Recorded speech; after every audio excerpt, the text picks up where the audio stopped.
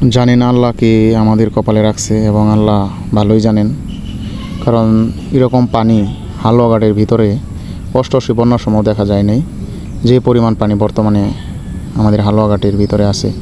হালুয়াঘাট বলতে ধুবড়া, হালুয়াঘাট, ঝিনাইগাতি, শেরপুর, নালতাবাড়ি, এগুলোতে সবচাইতে বেশি পানির পাহাড়ি ঢল, যা খুব ভয়ানক এবং ফসলের জমির সবচাইতে বেশি ক্ষতি এবং মানুষের ঘরবন্দি সব নিয়েই আসলে এরকম একটি পরিস্থিতির মধ্যে বর্তমানে বিরাজ করতেছে।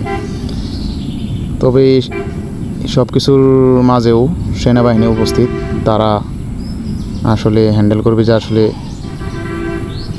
যারা আটকা পড়ে আছে তাদেরকে উদ্ধারের কাজে অলরেডি তারা চলে এসেছে। তাদের ভোট এবং সেনাবাহিনী এবং খাদ্য সব কিছু নিয়ে আসলে তারা আসছে। তাদের টহল গাড়ি, তারা দেখতেছে যে আসলে কোন সাইডে করে যে বোটগুলো আসলে ইঞ্জিন তারা ফিটিং দিচ্ছে, যাতে করে দ্রুত যারা আটকা পড়ে আছে তাদেরকে উদ্ধারের জন্য।